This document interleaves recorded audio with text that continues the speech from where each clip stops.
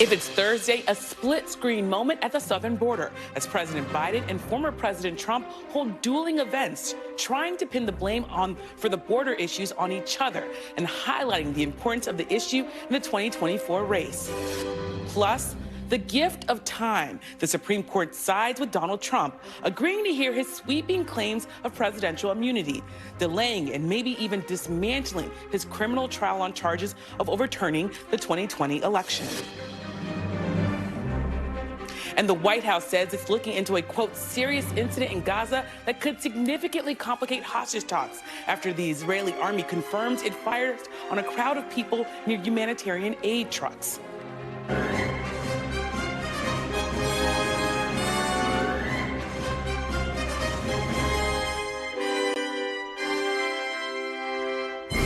Welcome to Meet the Press Now. I'm Yamisha Alcindor in Washington.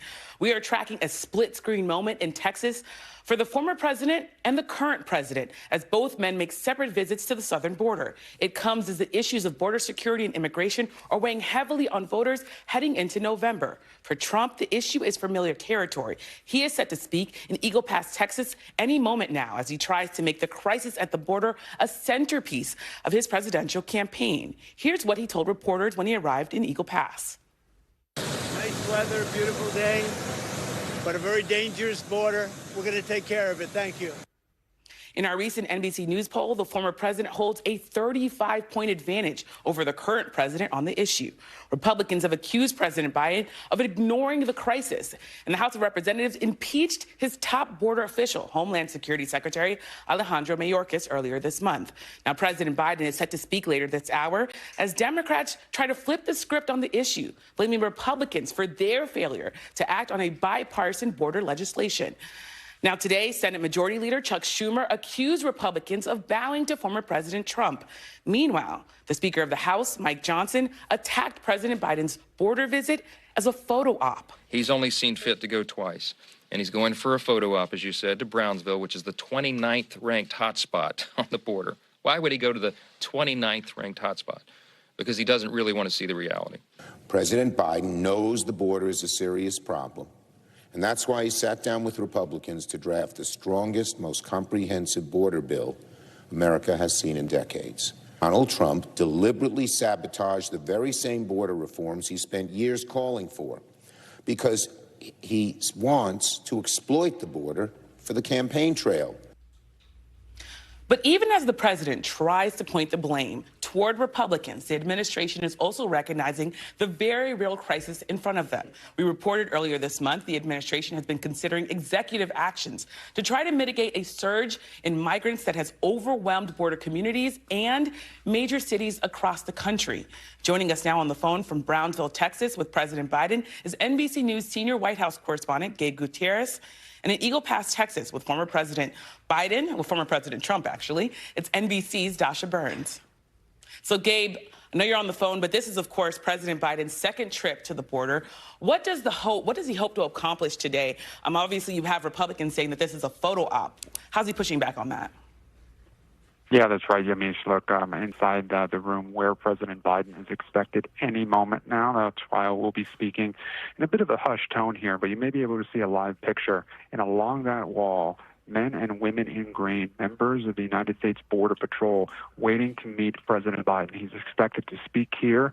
The Border Patrol agents are standing behind the lectern, and the message that he will deliver, Yamish, is one where he is expected to call out House Republicans for what he views as obstructionism and for torpedoing that bipartisan border deal that was negotiated in the Senate but has stalled in the House.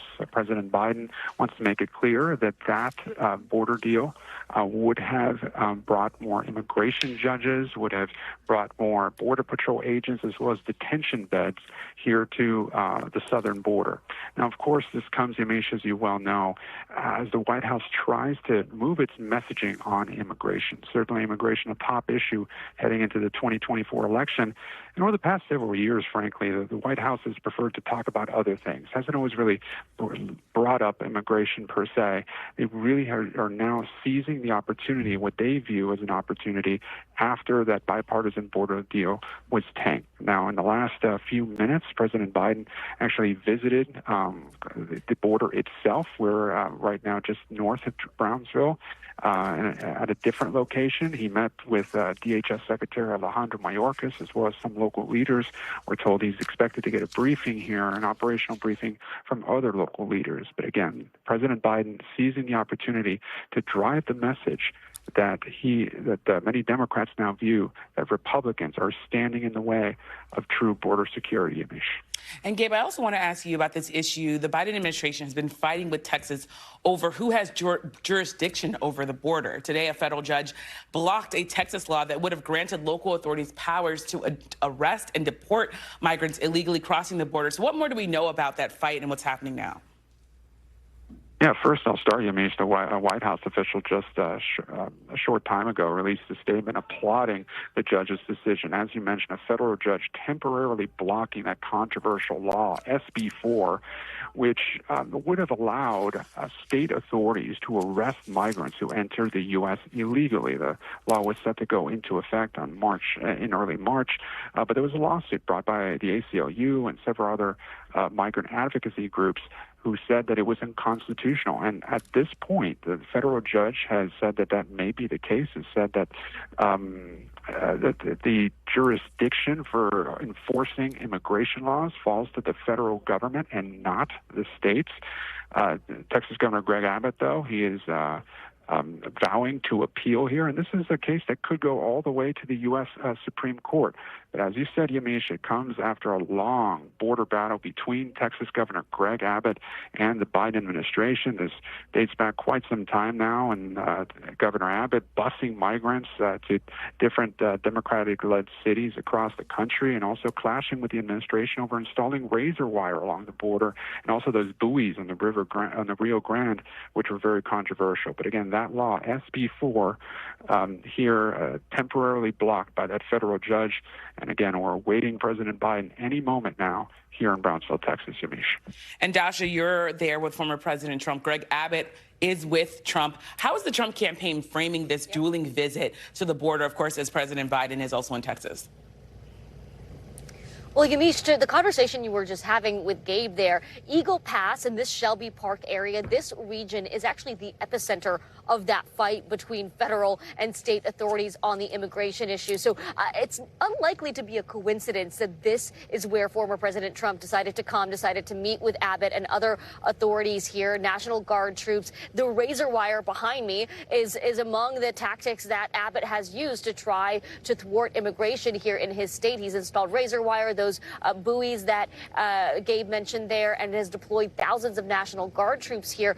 This is actually something that former President Trump is hoping to use in a second administration. He's planning what he says is the largest deportation operation in U.S. history. And for that, he plans to use what he calls cooperative states like Texas, to use their resources, National Guard and other authorities, to go into uncooperative states, blue states, and enforce immigration there to track down immigrants that are here illegally and deport them. Now, today is about contrast, and it is about messaging for both of these men. Former President Trump is going to contrast his record on immigration while he was at the White House with that of President Biden. He's claiming that President Biden came here to the border because, as a response to former President Trump's visit, the President Biden's team, of course, refutes that. But former President Trump wants this, as does President Biden. They have two very different visions for how to handle this immigration issue, and they are on display in full force here today. They are certainly on display, Dasha, in full force. And I want to ask you, what's the situation on the ground in Eagle Pass today? Of course, we've heard Trump making all sorts of claims about what's happening there. What are you seeing? Well, look, there are a lot of supporters of the former president that are out today touting his record for him, really. They do feel frustrated by how President Biden has handled the border situation. I mean, we see that in polling, which is one of the reasons Trump is making this visit, right? He sees that this immigration issue is politically positive for him, and he did tank that bipartisan border deal. This is something he wants his hands around. He wants to be able to handle and to to tackle. And he's laying out these very ambitious, unprecedented plans for his second administration and hoping to capitalize on the frustration and the electorate, really starting to move to the right on this issue, not just Republicans, but Democrats also moving center and center right, because this crisis is now at the forefront of blue states as well. You look at cities like New York and Chicago that are now handling this. He's really hoping to capitalize on that. Well, thank you so much, Dasha, for that, of course, important reporting in Texas. And Gabe as well, thank you. Now, we're going to be keeping our eyes and ears on both shots of President Biden and, of course, former President Trump, and we'll bring you any news that happens as they're visiting. Now, Trump's campaign on the border comes one day after the Supreme Court agreed to hear his presidential immunity claims in the special counsel's federal election interference case. That case, which is still awaiting trial, has been on pause, and it will remain paused for now until the Supreme Court issues its ruling. That could potentially add months, that's right, months of delays to the proceedings. It's a win for Trump as he tries to delay as many criminal trials as possible until after the November election. And so far, only one of his 4 criminal cases, the New York hush money case, has a trial date set. It's supposed to start on March 25th. And his election interference trial, which of course is the one that's in Georgia, that's just a different one, has delayed because of allegations of misconduct against prosecutors. His classified documents case has also been bogged down in procedural disagreements. And now his federal election interference case, the one of course focused on his efforts to try to overturn the election, prosecutors say that trial is also in limbo too.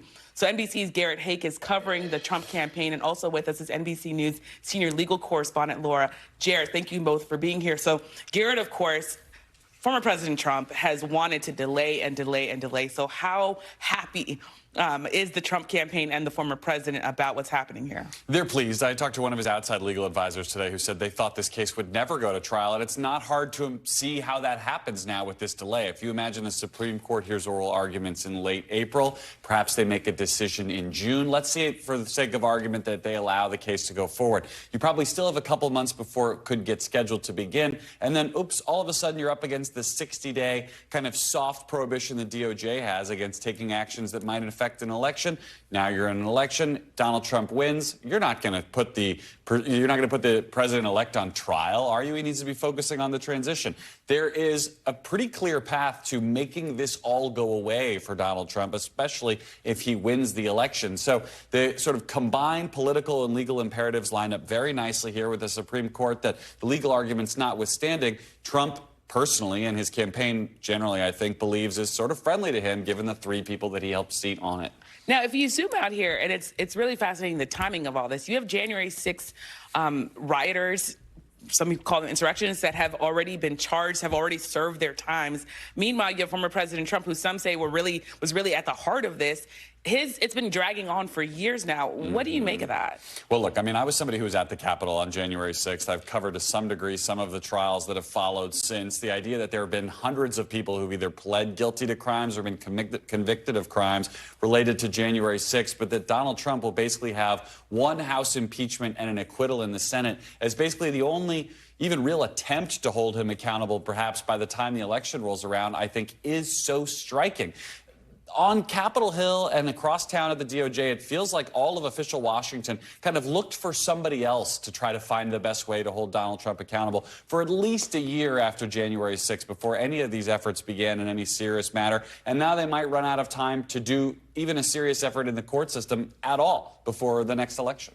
And you, of course, have been holding down the fort of all these different legal problems. That's why I was like, Georgia's one legal election interference. There's also the federal election interference. Break down the other legal news here. Well, among the other cases that we're looking at, there is a hearing tomorrow in the classified documents case down in Florida. Trump may or may not attend that. We may get a little bit closer to figuring out when that case will start, if ever. And oh, by the way, there's still this effort to keep Donald Trump off ballots in several states. We had a surprise decision by a judge yesterday in Illinois where the State Board of Elections had already said, yes, he can stay on. Now we had a judge that says, no, in fact, he cannot be on that ballot, citing the 14th Amendment, like what we saw in Colorado and in Maine. That'll probably, we hope, get caught up in whatever decision the Supreme Court makes on the Colorado case, because if not, you're still looking at a patchwork question of whether Donald Trump can even appear on ballots.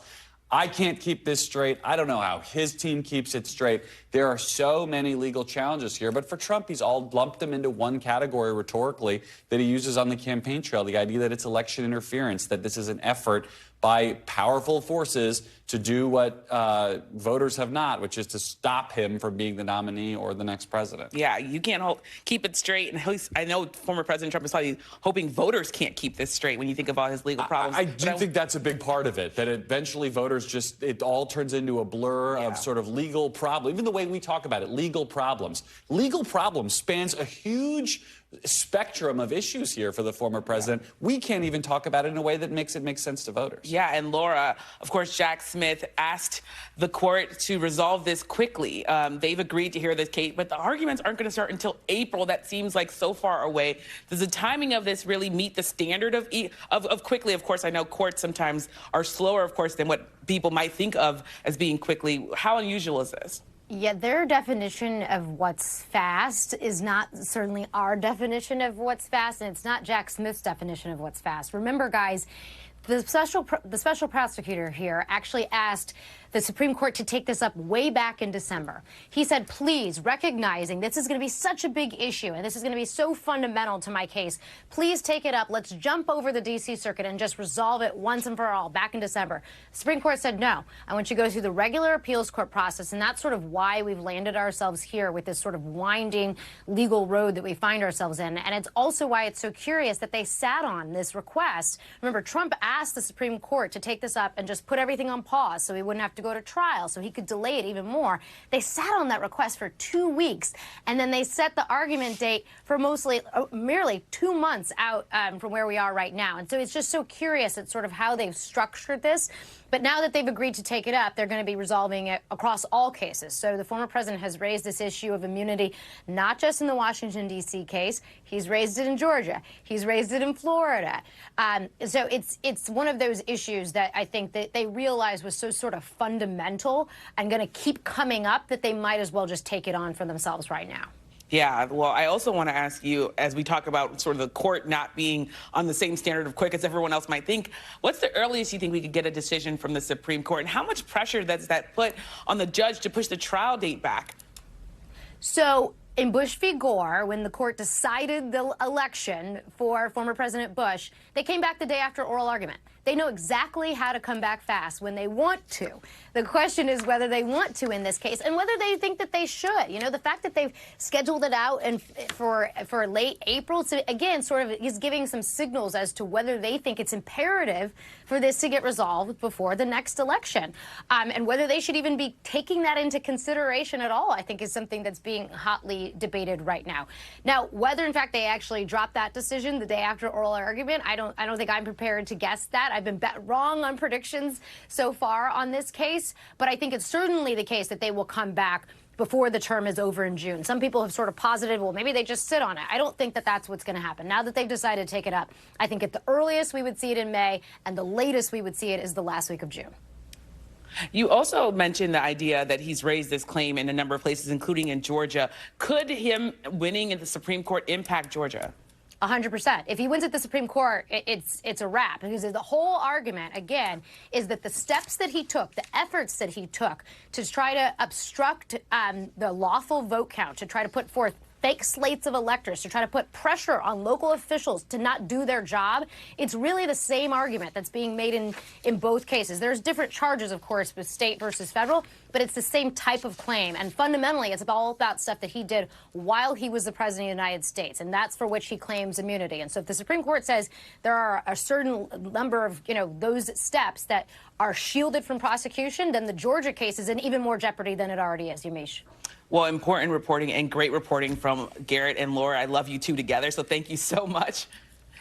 And next, Congress kicks the can down the road again. It looks like a shutdown will be avoided, at least for a few days. We'll talk to House Republican Tom Cole about the short-term chaos and the long-term solutions and more. And later, the newest installment of our Decision 2024 series, The Deciders, will bring you insights from voters who make up a crucial part of the electorate. Today's stop, North Carolina. You're watching Meet the Press now.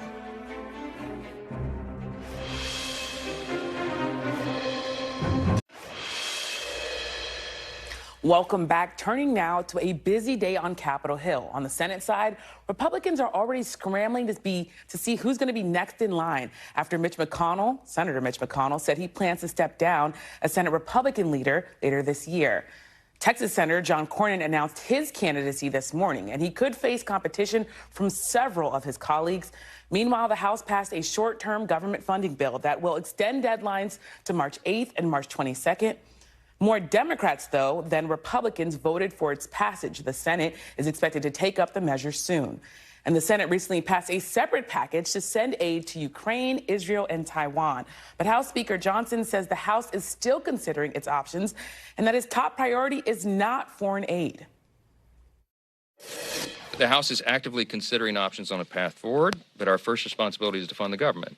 And our primary overriding responsibility has been for the last 3 years is to secure the border. Joining me now is Oklahoma Republican Congressman Tom Cole. Thank you so much for being here. He is, of course, the Vice President and Chair of the House Appropriations Committee and Chair of the House Rules Committee. Now, Congressman, more Democrats than Republicans voted on passing this short-term CR. Do Republicans really have a functioning majority in the House right now, given that Democrats had to help fund the government? No, well, look, I do think we have a functioning majority in the House, but a substantial majority of Republicans actually did vote for the continuing resolution. But approach bills always are bipartisan. They're very seldom are passed along partisan lines, and this CR certainly is an example of that.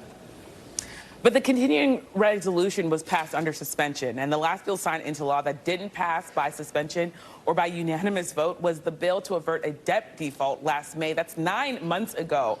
Really, all major legislation is passing by rules committees and are not in regular order. So I have to ask you, is the U.S. House broken? No, not at all. Frankly, we're passing bipartisan bills, which is, I thought, what people want us to do. Look, you have a Republican House, a Democratic Senate, a Democratic President. So the idea that any bills are going to get through along strictly partisan lines is probably, not a very good assumption. At some point, they'll mutate into bipartisan bills. Earlier this year, we passed, partisan NDAA, National Defense Authorization Act numbers of, partisan bills on the appropriations. Actually got many more appropriations bills across the line than the Democratic Senate did. So, but Congressman, this is not happening in regular order. Look, of course it is regular order. You don't always have to have a rule. On these bills, we're going to have a bipartisan majority, no question about that. But there was a substantial majority of both parties that voted for the continuing resolution. Well, I want to now turn to the border, Congressman. President Biden, of course, is there, and he criticized congressional Republicans for blocking, he said, bipartisan border legislation. He says Congress needs to act, that this can't just be executive action. What's your response to that? Well, first of all, he needs to reverse all the bad decisions he's made for the last 3 years. Second, if he'd like to have legislation, the House sent in May of last year border security bill to the Senate. There's not even been a hearing on that. So, look, this is a problem the president created by really bad judgment, ending the Remain in Mexico law, ending catch and release, stopping construction of a border wall. I think the American people know pretty clearly who's responsible for the disaster of the border. The president ought to act in good faith and reverse those bad decisions right now. That'd be the real contribution. And second, if the Senate wants to get serious, they should actually bring up a bill that the House sent them in May. They haven't been able to produce anything themselves. So to say, it collapsed because it couldn't get out of the Senate. That's the Senate's problem, not the House's problem. But I have to say, you mentioned Remain in Mexico. Mexico says it's not going to cooperate with that policy and that there are going to be people with credible asylum cases. When did we let the Mexicans decide who can and cannot come across our borders any more than we decide who can and can't come across theirs? I don't care if they cooperate or not. The president has the power to shut the border now. But he created these problems himself, and he can just start by reversing the executive actions that he followed from day one. But again, the president is saying that Congress needs to act. So I wonder, could you say what's the best policy? What's the best way forward here? Well, the best way forward would be to pass H.R. 2, which the Democratic Senate has failed to even bring up and have a committee hearing on. They don't have to pass our bill. They need to bring it up, make whatever changes they want. We can go through the process. Second, The president undid a system that was working. He did it deliberately, systematically. And if he had the power to undo those executive orders from the Trump administration, he has the power to reinstate them. That would actually be a sign of good faith. You know, right now we look on this more as an administration that's flailing and trying to find political cover, not as an administration that has ever cared since its inception about security at the border. These are the president's actions that caused it. He ought to start reversing them. He ought to bring up the ask the Democratic Senate to bring up the Republican border security bill, and I think we'd be well on our way to solutions. As Speaker Johnson has said, he's not wedded to H.R. 2. Are there other bills you think or know of that he is considering? No, I do not. I think there are sections of the bill that we could probably pass. You might not have to have it all. I think if you just pass the Remain in Mexico portion, we've been advised by the Border Patrol that would probably solve 50, 60, 70% of the problem. So there are measures, again, and these are things that the president undid himself that were working. I don't think he, called down to the president of Mexico and said, what do you think about undoing Remain in Mexico? He just did it. So now he needs to undo it, and the Democratic Senate needs to take, if they can't pass anything of their own, needs to take up a bill that we have, change it in whatever way they want, and send it over here, and we'll work on things together. But again, when we pass a bill 4 months after we're the majority, that passed in May of last year, they don't do anything on it. When we have a president that consistently issues executive orders that undermine the system that was working and now tries to blame this on us, I mean, that dog won't hunt. So I think it's a political desperation by the administration, and I think the American people will see it for what it is and vote accordingly in the fall. Congressman, I want to move on to another topic. Hunter Biden, he testified behind closed doors yesterday. We didn't hear any news about new evidence that President Biden used his elected office to enrich his son. Should Hunter Biden still testify publicly? I think that commitment's been made to Hunter Biden, and I think he ought to have that opportunity. He asked for that, and I think, again, if that's what he wants to do. Personally, I'm not on the Committee of Jurisdiction, so I didn't have an opportunity to hear what he had to say during his deposition. But, again, I don't see any problem with having a public hearing, particularly since he's requested one. And with that, I mean, how will this impeachment inquiry, and I want to ask you, is it going to be a House floor? Is it going to be a report?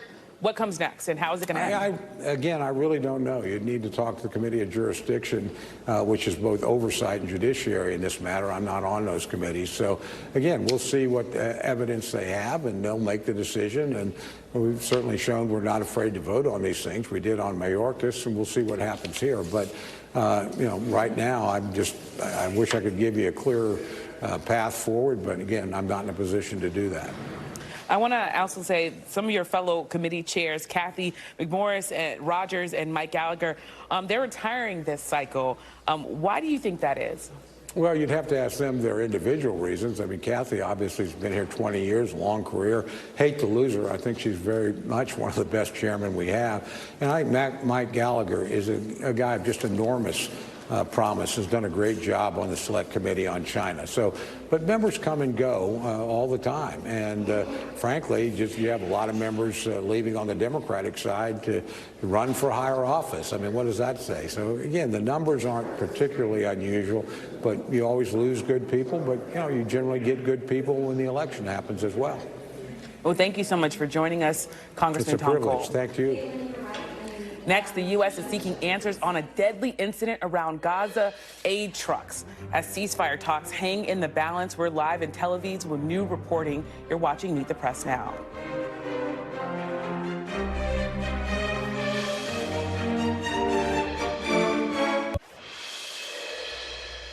Welcome back. The Hamas-run health ministry in Gaza is accusing Israeli forces of opening fire on civilians, killing and injuring hundreds of people waiting for aid in northern Gaza. NBC News has not been able to independently verify the reported death toll, and the IDF says they were not involved in the incident with the aid convoy. In response, Israel released this video, which it says shows a mass of people surrounding the aid trucks. The IDF says it was a stampede around those trucks that killed and injured people in the crowd. NBC News has not been able to confirm when this video was taken, but an IDF spokesperson did acknowledge that in what they are calling a separate incident, Israeli troops fired on a crowd of people that it determined posed a threat. The White House called today's events a serious incident and said they are looking into the report. But this latest incident is further complicating the ongoing negotiations for a potential ceasefire. Earlier today, President Biden walked back his prediction that a ceasefire agreement could be reached by Monday.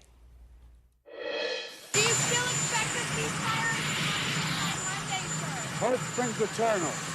I was on the telephone with the people in the region. I'm still probably not by Monday, but I'm hopeful.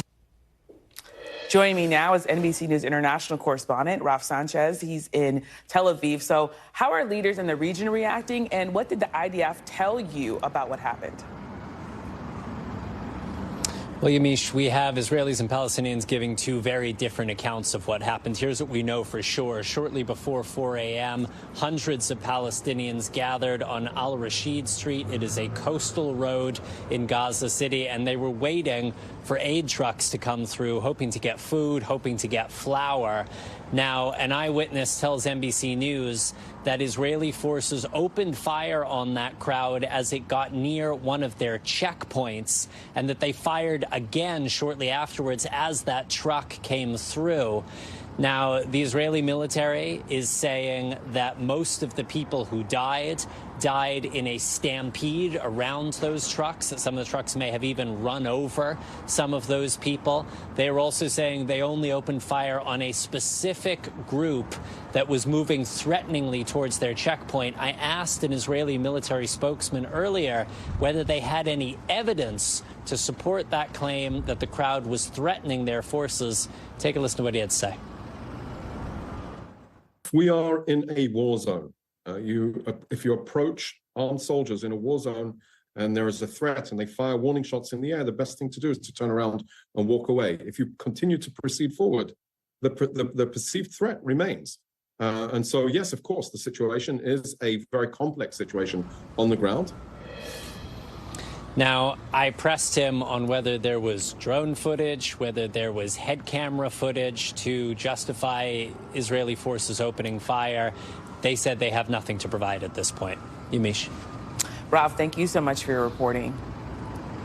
Next, the deciders will hear what a key block of voters in a battleground state really thinks about the party's presidential frontrunners. You're watching Meet the Press now.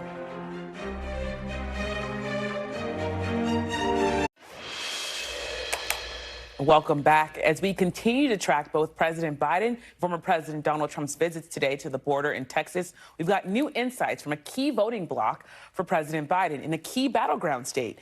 In our second installment of the Deciders Focus Group, produced in collaboration with Engagious, Syracuse University and Sago, we heard from African-American voters in North Carolina. These voters are not happy with the way that the presidential race is going and the prospect of a Biden-Trump rematch. Here's what they think of the two candidates. Let's start with President Biden. Career politician. Old. Old. Old. Slow. Failure. Old. Old. Fragile. Old. Incompetent. Slacking. Next person, former President Trump. First word or phrase that comes to mind when you hear his name. Divisive. Crooked. Racist. Racist. Racist. Crazy. Incompetent. Rich. Grifter. Disgusted. Powerful. Crazy. Still, while not liking either candidate, most of them said they will not vote for former President Donald Trump. For a moment, let's imagine the election is tomorrow. By a show of fingers, how many of you would take Trump if it's a head-to-head between those two? Show of fingers, who would take Trump? 0. Okay. So for the 7 of you who would not take Trump, are there any plausible, and I stress the word plausible, scenarios under which you would take Trump? By a show of fingers, how many of you would take Trump in a 2-person race? Any of you? TC, you would. Okay, 1. But there was a potential warning sign for President Biden. 12 of the 14 people who participated in this focus group said they voted for him in 2020. And now just 9 of those people say they would vote for him again. I'm joined now by our panel, Rhonda Colvin, Capitol Hill reporter for The Washington Post, Margaret Talev, director for Syracuse University's Institute for Democracy, Journalism, and Citizenship, and Axios senior contributor, Joe Crowley, former Democratic congressman from New York, and Republican strategist Brad Todd. So, Margaret, we were up late watching this focus group together. And it was riveting.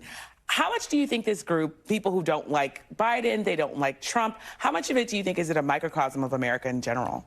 Well, it's important that these are African-American voters, because while their concerns are just like any Americans when it comes to the economy, and border issues and some of these other issues, the racial element is a big element, but it cuts both ways. They're really concerned about what a second Trump term would mean, but they don't totally buy that Biden is working for them. He has problems with communication as far as they're concerned. He has problems with their confidence in his ability to get things over the finish line. And he has credibility issues. Do they really believe he's the champion for civil rights? Many of them said, not really. And so they felt like they came out and voted for him the first time. They're not, at this moment, feeling the same compulsion to do it again, even though many of them are really worried about what a second Trump term would mean. So this is not about voters going en masse over to Donald Trump. It's about whether he can turn them out. And a lot of these voters were talking about things that happened not just this year, but in the past. So I wonder, how baked in do you think their views are of these two candidates? Very well baked in with both of them. There is one real difference, though. They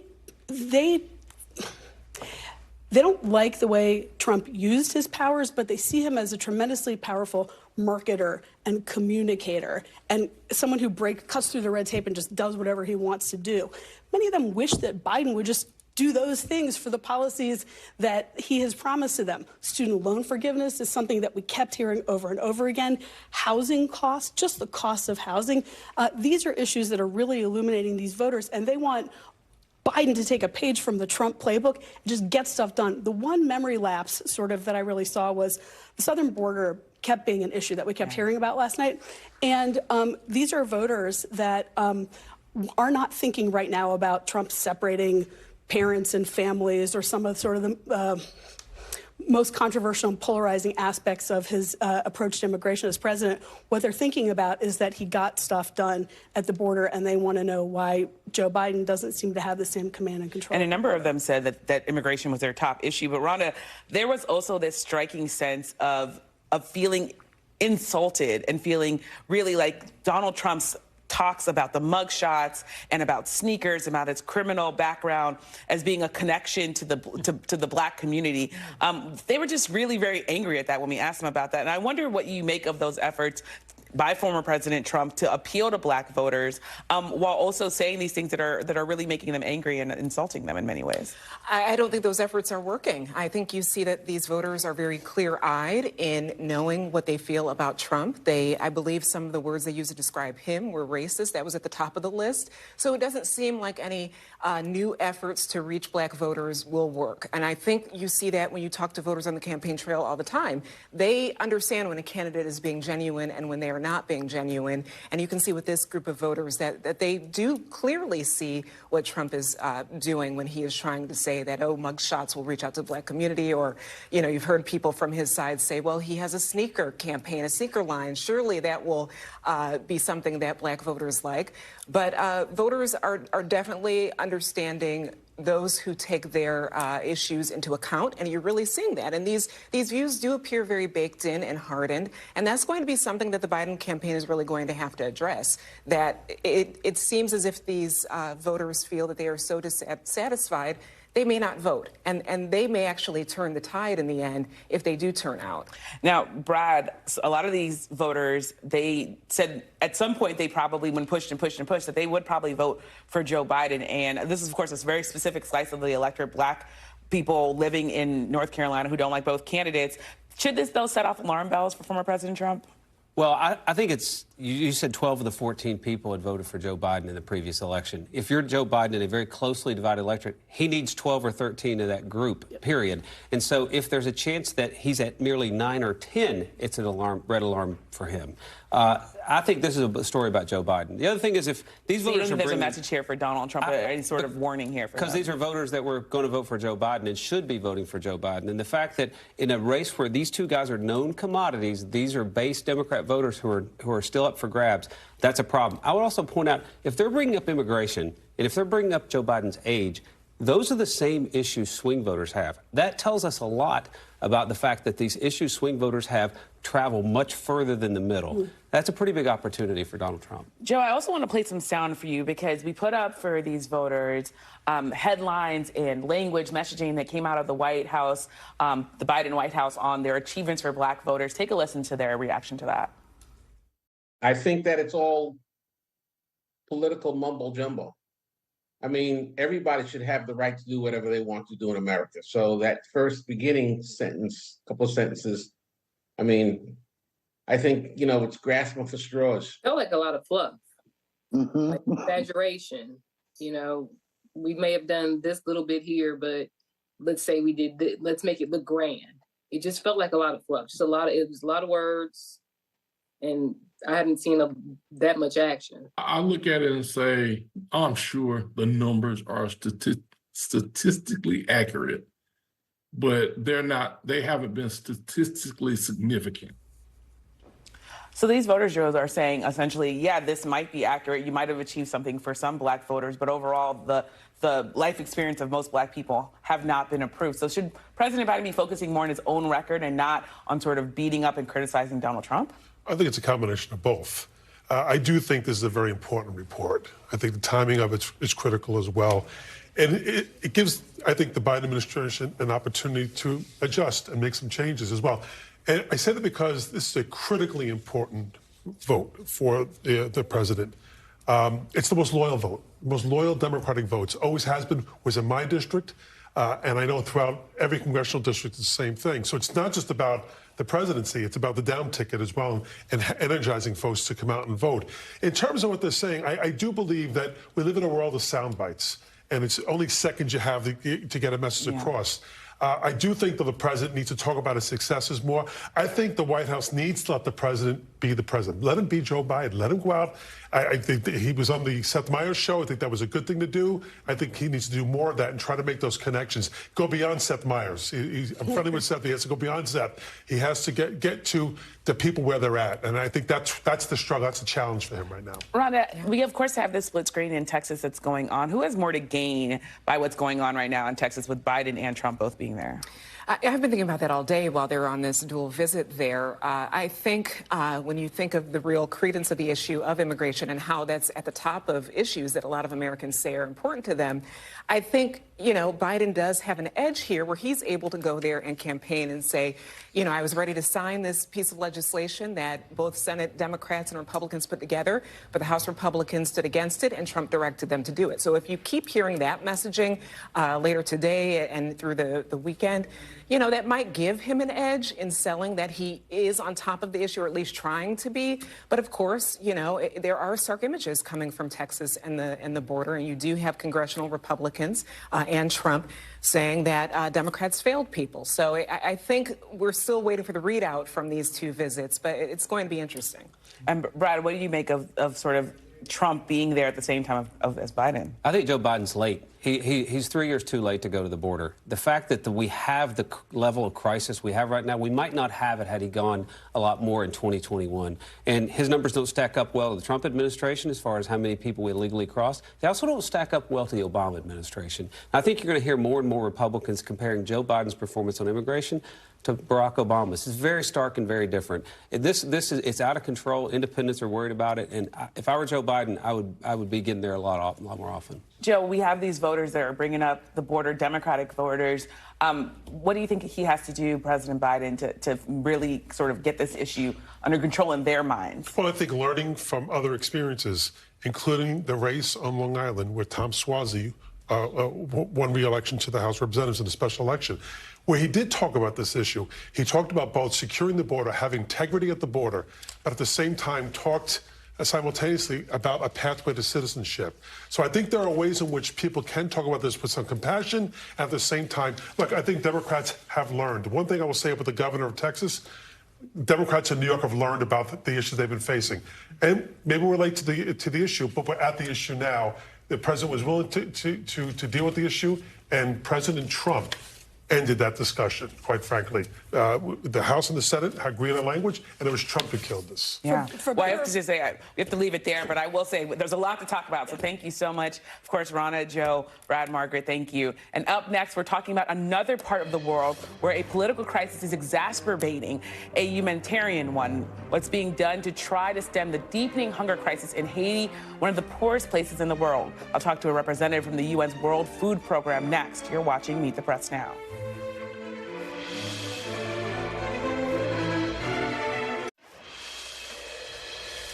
Welcome back. U.S. Ambassador to the UN, Linda Thomas-Greenfield, was in the South American country of Guyana earlier this week. She met with Caribbean leaders for talks about the dire situation unfolding in Haiti. While in the region, the UN ambassador reaffirmed America's unwavering support for the Haitian people. She also stressed the need for a multinational security force to be deployed to Haiti to help restore peace and security.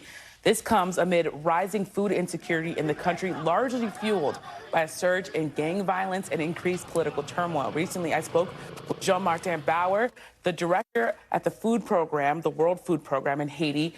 I began by talking with him about the current situation in Haiti and what this moment in Haiti's history makes it different.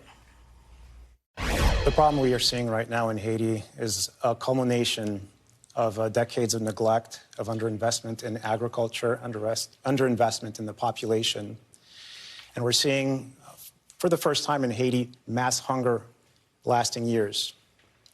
This, as a specialist in food security, I can tell you that we had no acute food security in Haiti until 2016. Hurricane Matthew hit. We had 1 million people facing acute food insecurity. That's increased to more than 4 million people over the past few years. And I'm personally quite worried about what this means for the health, for the nutrition, for the future of the Haitian people.